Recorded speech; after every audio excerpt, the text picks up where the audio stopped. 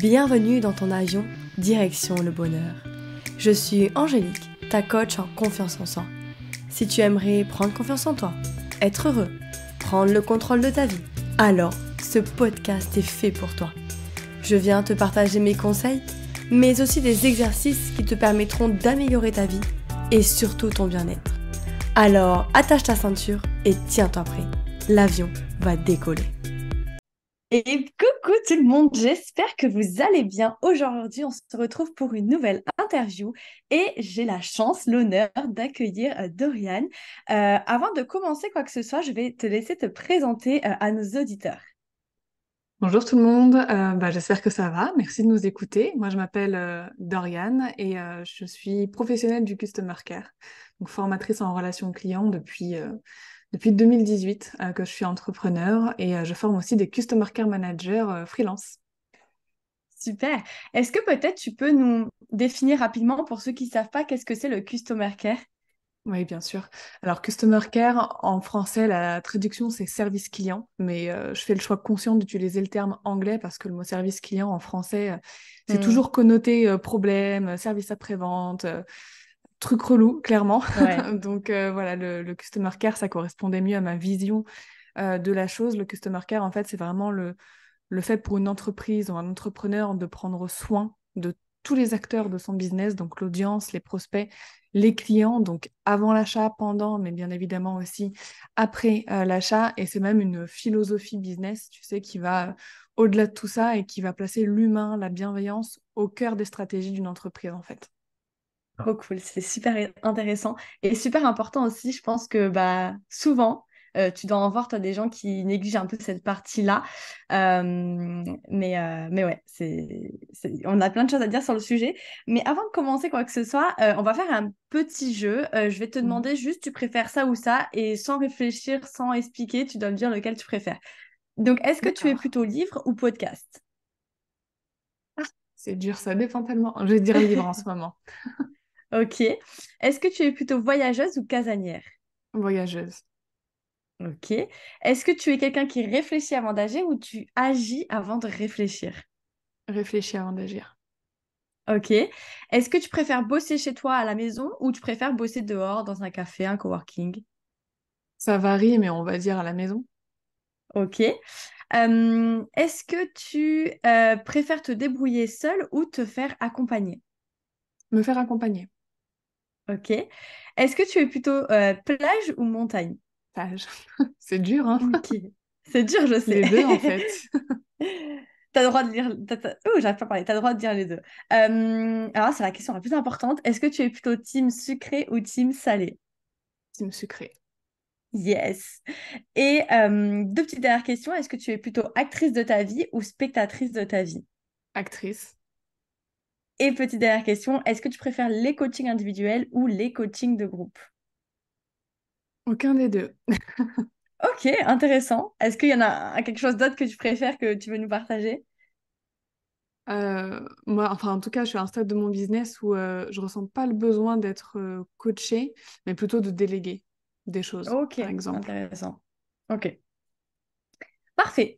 Merci. Ok, maintenant on va passer aux questions un peu plus qui demandent un peu plus de réflexion. Donc Mhm. déjà tout d'abord, est-ce que tu peux nous donner un mot pour définir ton année 2022, donc l'année dernière? L'année 2022, Hmm.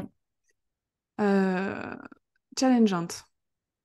Ok. Est-ce que tu peux nous expliquer peut-être pourquoi? Pourquoi? Parce que j'ai dû faire le deuil de mon papa, déjà, donc Ok. c'était un énorme challenge personnel. Et tout ce qui s'ensuit avec le fait que tu as moins de temps pour ton business, etc. Donc forcément, ça a des répercussions sur ta vie professionnelle. Donc à un moment donné, quand ça va un peu mieux, faut tout rattraper. Donc voilà, c'est un gros challenge surtout à cause de Hmm. cet événement. Ouais. Ok, d'accord. Et pour parler un petit peu de l'année 2023, je ne sais pas si au début d'année, tu t'étais fixé un ou des objectifs. Si oui, est-ce que tu peux nous en partager quelques-uns et peut-être nous dire si tu en as déjà atteint quelques-uns là cette année? Ouais, alors au début de l'année 2023, on s'était fixé déjà de lancer 2 sessions de formation pour le campus Customer Care, donc la formation qui Ok. forme justement des professionnels de la relation client. Et c'est chose faite, on vient de terminer les inscriptions là, pour la deuxième session. Je m'étais noté aussi qu'est-ce qu'on s'était noté comme objectif? Exactement. Là, l'année n'est pas terminée, donc je peux Hmm. pas tout définir encore. Le fait de prendre peut-être un petit peu plus de temps pour moi aussi, Ouais, donc, chose que j'ai réussi à faire en règle générale, mais il y a certaines périodes où on doit carburer un peu plus, donc forcément, ouais. on sacrifie quelques week-ends et soirées. Euh, et voilà, puis l'autre gros objectif principal, mais qui a un lien avec celui du début, c'est de mettre plus d'énergie euh, sur justement la formation des pros.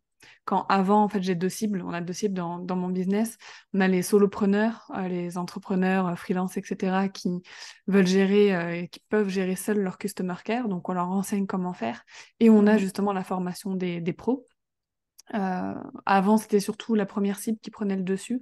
Là, cette année, on avait envie de mettre plus d'énergie sur la formation des pros, justement. Ok, super, ouais, ça permet de toucher plus de monde, d'aider plus de monde, donc ça, c'est cool. C'est ça, exactement. Parfait. Alors, je me suis pas présentée, j'ai oublié un peu la base parce qu'il y en a sûrement parmi vous qui me connaissent pas, mais pour expliquer rapidement, moi du coup c'est Angélique, j'ai 24 ans, je suis coach en confiance en soi et auteur du livre Direction Confiance en soi et moi en fait clairement j'aide les entrepreneuses à faire décoller leur business tout en développant leur confiance en elles et leur mindset de guerrière comme j'aime l'appeler. Donc en gros pour résumer tout ça, je suis coach mindset. Et justement Dorian, est-ce que tu peux nous dire pour toi qu'est-ce que c'est la confiance en soi? Comment tu définirais ça? Je pense que la confiance en soi, ça démarre à partir du moment où on se connaît Mhm. et où on apprend à s'apprécier tel qu'on est. Donc nos qualités, nos défauts, etc. Et à se dire, ok, je suis comme ça, je m'aime comme je suis. J'ai pas besoin de changer ou voilà. Après, il y a toujours des choses qu'on peut faire évoluer, Oui. mais je parle vraiment dans les choses de base qui nous composent. Donc c'est déjà ça, la première chose. Je pense que si on se connaît pas vraiment, et qu'on s'accepte pas dans notre intégralité, on a du mal à se faire confiance. En tout cas, la vraie confiance, tu sais, qui est infaillible et qui est là Mhm. pendant toutes les épreuves de notre vie. Parce que c'est facile d'avoir confiance en soi quand tout va bien, par exemple. Mm. C'est beaucoup plus facile de maintenir cette confiance quand on rencontre des échecs, des gros challenges, quand on se plante aussi, ça peut arriver. Donc, pour moi, c'est ça la première étape. Et la confiance en soi, ça se résume à croire en soi, à croire en ses décisions, mais ça ne veut pas non plus dire ne jamais se remettre en question. Mm. Ça ne veut pas non plus dire qu'on va toujours avoir raison, c'est avoir cette conscience que on a assez confiance en nous pour prendre certaines décisions, mais avoir aussi conscience que ces décisions parfois ne seront pas les bonnes, et garder cette confiance pour se dire bah, je vais rebondir en fait, c'est pas grave. Clairement. Je valide totalement ta définition et je rajouterais juste un petit truc, c'est que, et c'est pour vraiment différencier ce terme de estime de soi et de confiance en soi qu'on retrouve souvent, c'est que la confiance en soi, bah, c'est lié à la capacité, donc se sentir capable de faire face aux obstacles, justement, se sentir capable de surmonter tel obstacle, etc. C'est vraiment cette notion de capacité, alors que l'estime de soi, c'est plus lié à la valeur. Enfin, j'ai conscience que j'ai de la valeur. J'ai de la valeur, je vaux quelque chose. Donc, c'est vraiment cette différence-là. Et justement, Dorian, est-ce que peut-être tu peux nous partager en toute transparence avec nous, même si la confiance en soi, c'est un peu comme l'entrepreneuriat, c'est des montagnes russes, mais là aujourd'hui où tu nous parles, de manière générale, est-ce que tu as confiance en toi? Ouais, et c'est pour ça que c'est un peu difficile d'en parler parce que j'ai l'impression que j'ai toujours eu confiance en moi. Ok. Genre dès que j'ai terminé de ma construction d'adulte en sortant de l'adolescence, quoi, j'ai toujours eu confiance en moi. Je me suis jamais posé de Hmm. questions ou voilà, j'ai jamais eu des moments de.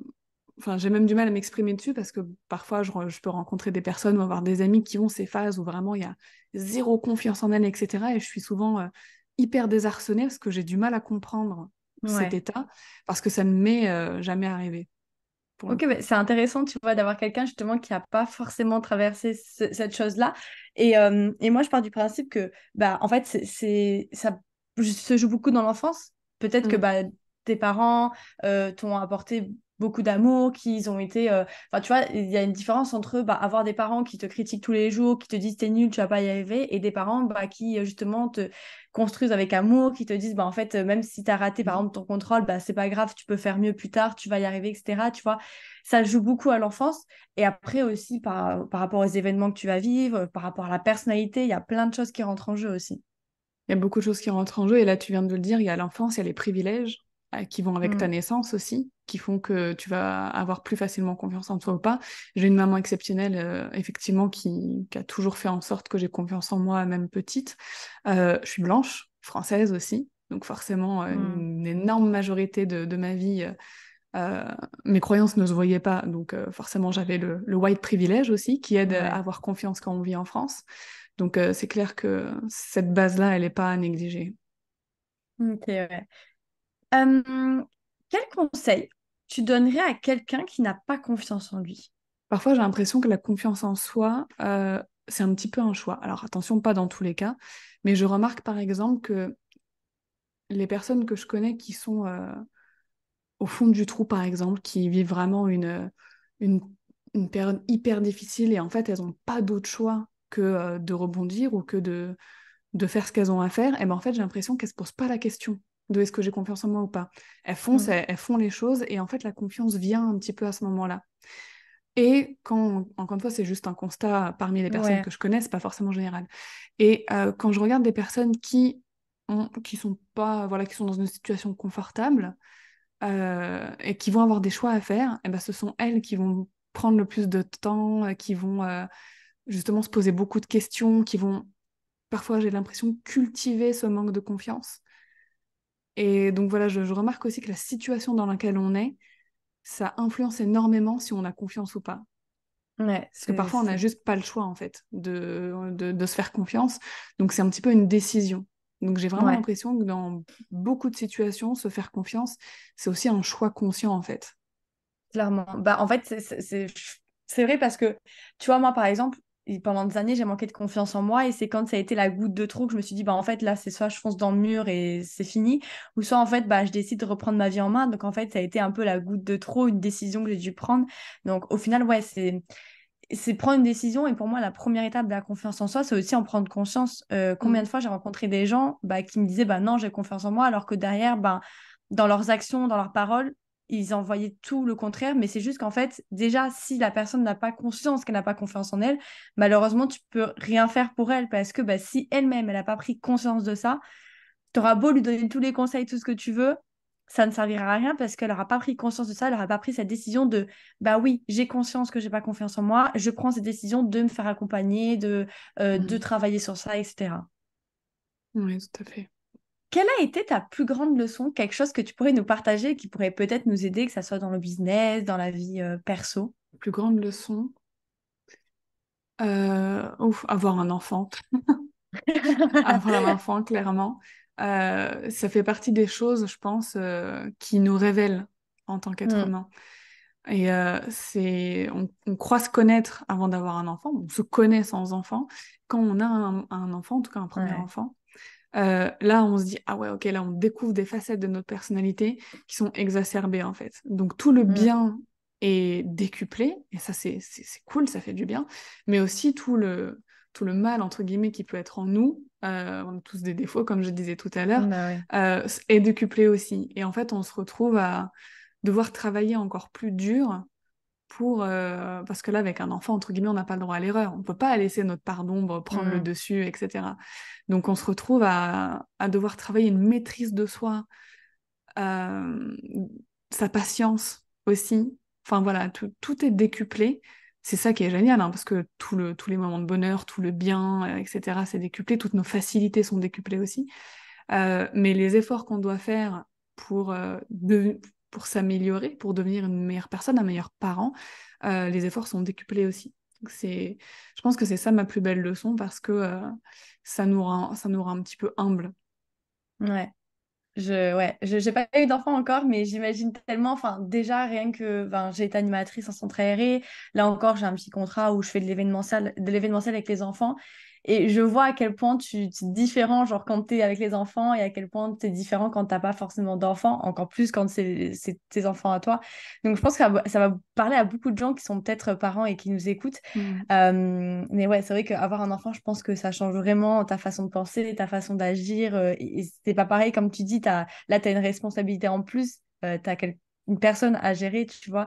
Ouais. Et en plus, c'est une leçon en continu. C'est pas genre une Mm. leçon qui arrive une fois, t'apprends et tu passes à autre chose. Là, Ouais. tu sais que pour le reste de ta vie, tu vas apprendre des leçons. C'est ça, clairement. Chaque jour a une nouvelle leçon. C'est ça. Est-ce que tu peux nous dire pourquoi tu es devenue entrepreneuse? Parce qu'on est un petit peu fou, parce qu'on a tous un grain de folie, les entrepreneurs. Pourquoi je suis devenue entrepreneuse? Si je dois me rapporter aux faits, j'étais donc salariée avant d'être entrepreneuse. J'avais Mhm. un job de rêve, clairement. Euh, J'étais manager d'un customer care pour un groupe anglais de cosmétiques. Mais j'avais quand Ok. même repéré des manquements, tu sais, dans le milieu de Mhm. l'entrepreneuriat en francophonie. Tous les contenus, tout ce qu'on voyait, etc., ça parlait uniquement aux grandes entreprises, aux grands groupes, et rien ne s'adressait en fait aux freelances, aux solopreneurs, etc. Et donc j'ai senti en fait que c'était mon rôle de prendre cette place-là et de commencer à éduquer sur le marché. Donc j'avais cette envie-là déjà. J'étais passionnée par le customer care et je voulais le diffuser à ces personnes. J'avais les compétences pour, et parce que j'ai toujours voulu avoir mes propres projets, vouloir faire ce que je veux, parce que même quand on a un super job dans une grande boîte internationale, il y a toujours des directives, il y a toujours des projets, des choses qu'on a envie de mettre en place, mais qui sont pas validées, parce que faute de budget, parce que voilà. Et donc là, tu te dis, bah, quand c'est mon entreprise, je fais vraiment ce que je veux. Donc voilà, ça a été les principales raisons, D'accord, ok, je intéressant. pense. Et ça fait combien de temps du coup que tu es entrepreneuse? Depuis 2018. Ça passe vite. 5 ans, ok. Ouais, c'est Et ça. est-ce que peut-être tu as des conseils à donner aux entrepreneurs qui nous écoutent? Parce que tu sais, bah, quand on se lance ou même bah, quand on a du mal à démarrer, on va dire, qu'est-ce que tu donnerais comme conseil à des personnes justement qui sont un peu bloquées, qui n'arrivent pas à avoir plus de clients, qui n'arrivent pas à se faire connaître un plus? Est-ce que tu aurais des conseils à donner? Parce que toi, quand même, bah, je pense que tu as gagné une certaine visibilité, tu es assez connu. Enfin, quand on parle de Dorian Baker, les gens savent qui tu es. Donc, est-ce que tu aurais des conseils peut-être à donner? Ouais, prendre rapidement des décisions.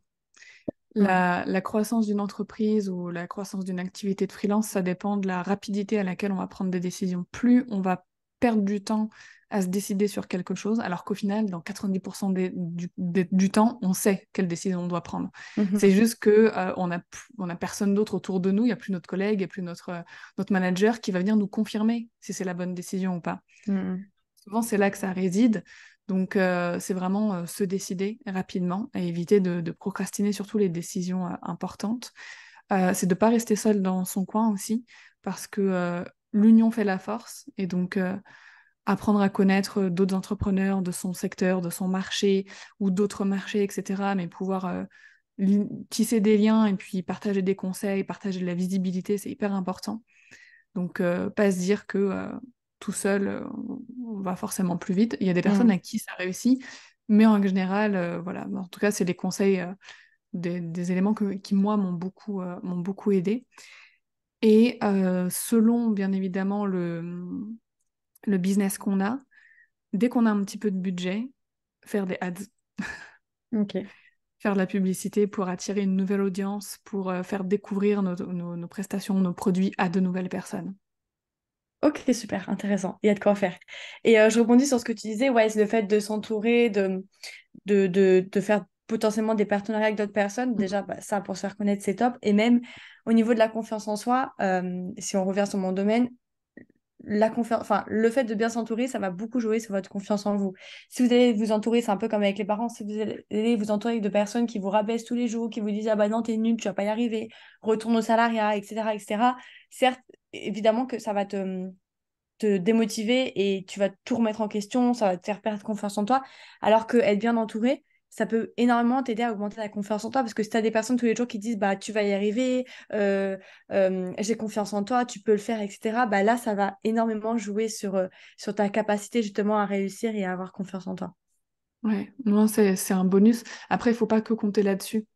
Oui, C'est-à-dire non. que si jamais on tombe par contre là sur quelqu'un, pas forcément de bien intentionné et tout, et qui nous dit le Hmm. contraire, en mode laisse tomber, ton projet est naze, etc. Bah, faut pas non plus boire ses paroles comme vérité. Ah Donc, oui, non. faut avoir notre base de confiance en nous et prendre les petits bonus à droite à gauche qui vont nous booster. Après, c'est pas vraiment de la confiance en nous, ça joue plutôt sur la motivation, j'ai l'impression.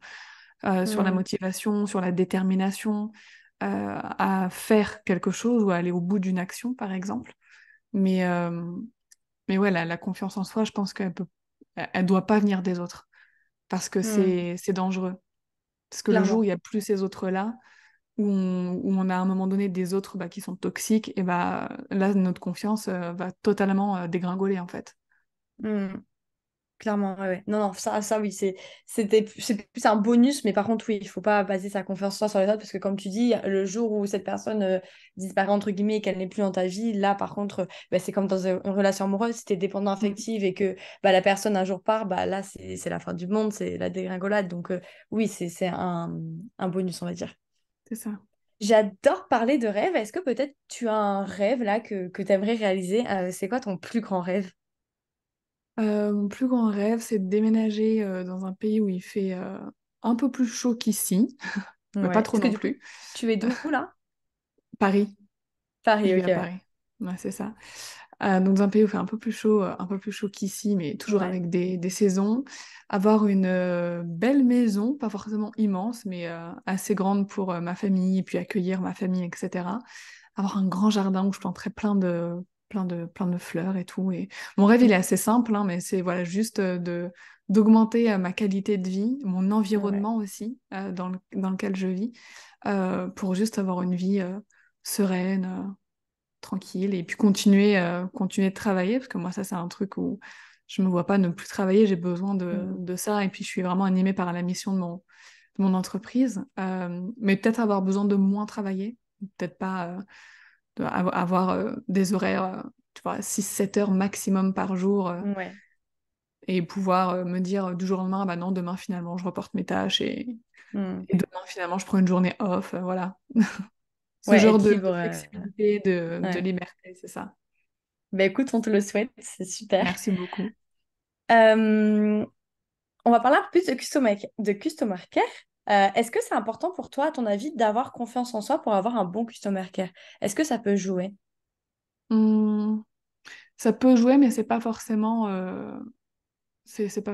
essentiel, parce que le customer care, c'est beaucoup de principes et de process à appliquer.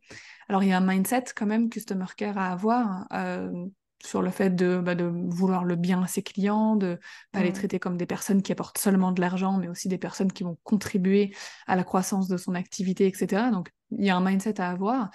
Mais la confiance en soi, je dirais que ça se joue surtout au niveau de la vente.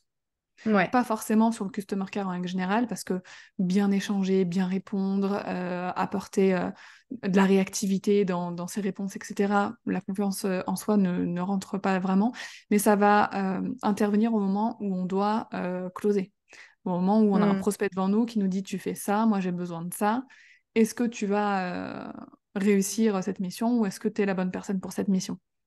C'est à ce Mm. moment-là, tu vois, du parcours client que la confiance en soi joue, parce que un prestataire ou un entrepreneur qui n'a pas confiance en soi, en lui, en Ouais. ses capacités, etc., ça va se sentir. Même Ouais. si il n'y a pas de mots qui vont le dire, il y a le comportement, il y a Mm. l'intonation de la voix, etc. Et en fait, même si le prospect en face n'arrive pas à mettre les mots sur ce qu'il ressent, il va se dire, je le sens pas. Il y a un feeling Ouais. qui n'est pas passé. Clairement. Et ouais, je connais tellement d'histoires comme ça. Là, encore une fois, j'avais interviewé une fille il n'y a pas longtemps sur mon podcast qui me disait que justement, elle cherchait une assistante virtuelle. Et elle connaissait une fille avec qui elle était très proche, avec qui elle s'entendait très bien. Sauf que bah, cette personne n'avait pas confiance en elle, ça se voyait. Et elle s'est dit, je peux pas me permettre de déléguer une partie de mon business à une personne qui n'a pas confiance en elle. Et du coup, elle a choisi une autre personne alors qu'elle s'entendait très bien avec elle, qu'elle la connaissait, mais elle a préféré aller vers une personne qu'elle connaissait pas forcément, Mm. mais qui avait plus confiance en elle. Donc, comme quoi, la confiance en soi, oui, ça joue énormément, surtout au niveau de la vente, parce que bah, si t'as pas confiance en toi, tu auras beau essayer de le cacher, comme on Ouais. dit, le naturel revient toujours au galop, donc ça se verra et ça donnera pas forcément envie aux gens d'acheter chez toi. Ouais, exactement. Que ce soit même dans un recrutement, hein, dès qu'une Mm, personne dégage de l'assurance, de la confiance en elle, euh, même si elle a moins de compétences, un petit peu moins de mm. compétences qu'une autre personne à côté, mais qui ne dégagera pas ça, bah, elle a plus de chances d'être prise en fait. Clairement, ouais. D'ailleurs, alors là, c'est un peu ma question préférée. Prenez des notes. Comment on fait pour avoir un bon customer care pour satisfaire nos clients? C'est quoi les petites règles à suivre? Ouais, je vais donner les petites règles parce que sinon, j'ai des formations Oui. qui durent des heures et des heures pour ça. Les règles de base qui sont simples et faciles à appliquer, même si voilà, on n'a pas forcément de confiance en soi, c'est la réactivité. Donc quand on est entrepreneur sur le marché du business en ligne, tout va vite. Donc on ne peut pas se permettre de laisser des emails ou des messages sans réponse pendant une semaine, 2 semaines ou plus. Donc dans l'idéal, c'est de répondre du lundi au vendredi en moins de 24 heures. Ça, c'est vraiment important. Euh, et c'est de répondre de façon qualitative, pas juste répondre en mode bonjour, c'est quoi le prix de vos prestations? Bonjour, c'est 200 euros, point. Ça, c'est pas une Ouais. réponse qualitative. C'est vraiment d'engager la conversation, d'essayer de connaître la personne en face de nous, de rebondir aussi sur des éléments personnels qu'elle aurait pu indiquer dans son message initial, etc. Donc vraiment réactivité qualitative sur tous les canaux de communication, donc que ce soit les réseaux sociaux ou les emails, c'est hyper important. Et c'est de penser aussi au parcours client dans sa globalité, c'est-à-dire bah voilà, on est prestataire, on est entrepreneur, on a des produits digitaux. Qu'est-ce qui se passe pour nos clients à cette étape-là? Qu'est-ce qui se passe pour lui une fois qu'il a acheté? Vraiment penser à qu'est-ce qui se passe à quel moment du parcours client, c'est-à-dire, voilà, si mon client télécharge un freebie, qu'est-ce qui se passe pour lui après? Qu'est-ce que je dois lui apporter?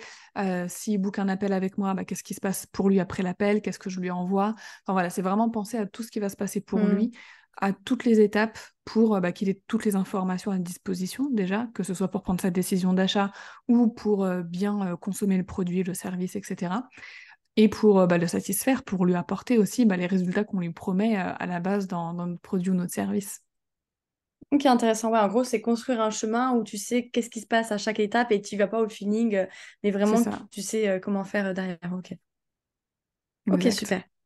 J'ai une petite dernière question pour toi. Alors là aussi, j'imagine que ça demanderait beaucoup plus de détails, mais imaginons, enfin, comment on fait quand tu tombes sur un client qui est mécontent, qui, je sais pas, peut-être qui t'agresse ou quelqu'un qui est mécontent parce que bah, il n'a pas eu ce qu'il voulait ou je ne sais quoi.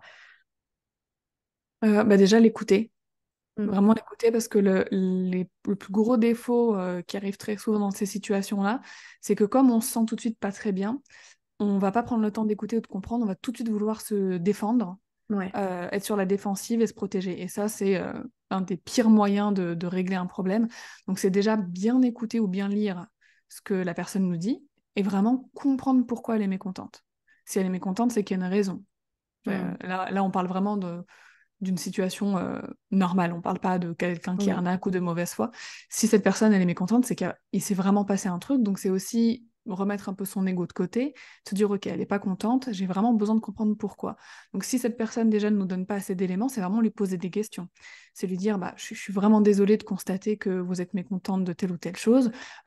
Pour vous aider, j'ai besoin de bien comprendre. Est-ce que vous pouvez me dire qu'est-ce qui s'est passé à tel moment? Quel message d'erreur s'est affiché? Ou alors, est-ce que vous avez bien appliqué tel ou tel conseil que je vous ai donné pour obtenir ça? Enfin voilà, vraiment, selon le produit ou le service, bien comprendre ce qui s'est passé. En règle générale, ces personnes-là ont surtout besoin qu'on les comprenne et Mm. qu'on légitime leurs sentiments et les conséquences que ce mécontentement a eu sur eux ou sur leur business ou peu importe. Une fois que ça s'est passé, on peut leur proposer une solution. Parce qu'encore une fois, si elle est mécontente et que quelque chose s'est mal passé, ça peut être légitime. Parfois, c'est peut-être dans une formation, effectivement, on avait oublié d'uploader un cours, il y a des Mm. erreurs parfois qui peuvent venir de notre part. Donc, c'est réparer l'erreur si jamais ça vient de chez nous. Et c'est proposer soit un dédommagement, soit, je ne sais pas si c'était une formation qui était disponible que 1 an, lui dire je vous l'offre 1 an de plus ou quelques mois de plus. Enfin, trouver quelque chose qui va pouvoir aider cette personne à atteindre les résultats que là, elle n'a pas obtenus pour le coup. Ok, intéressant. Ok, super. Après, c'est vraiment à faire au cas par cas, hein. Là, c'est Oui. des conseils très généraux, mais c'est très différent selon chaque cas qu'on va rencontrer. Ouais, mais déjà, le fait d'écouter la personne et de pas forcément vouloir se justifier à dire, ah mais non, déjà, le fait d'écouter la personne, je pense que ça peut déjà changer pas mal de choses. Et ça peut déjà ouais, ouvrir la conversation et communiquer au lieu de vouloir que chacun se défende et C'est prouve ça. pour, par Y raison qu'il a raison, quoi. Ouais. Super. Merci beaucoup, Dorian. J'ai fini avec mes questions. J'ai une petite dernière question. Où est-ce qu'on peut te retrouver? Comment tu peux nous aider? Comment tu peux nous accompagner? Alors sur mon site bakerbloom.com où il y a tout un tas de ressources, de contenus gratuits pour son customer care, sur mon compte Instagram Dorian Baker, Pour des personnes qui aimeraient devenir Customer Care Manager freelance, il y a le compte Instagram du campus Customer Care. Mon compte LinkedIn aussi, Dorian Baker, et mon podcast, même si aujourd'hui il est plus actif parce que je l'ai arrêté, il y a énormément de conseils et de ressources gratuites dessus qui sont toujours d'actualité et qui le seront encore un long moment, et c'est le podcast qui s'appelle Entrepreneur Care. Ok, super. De toute façon, je mettrai ton Instagram et à la limite ton site. Je mettrai quelques liens dans la description. Comme ça, vous pourrez la Merci. retrouver.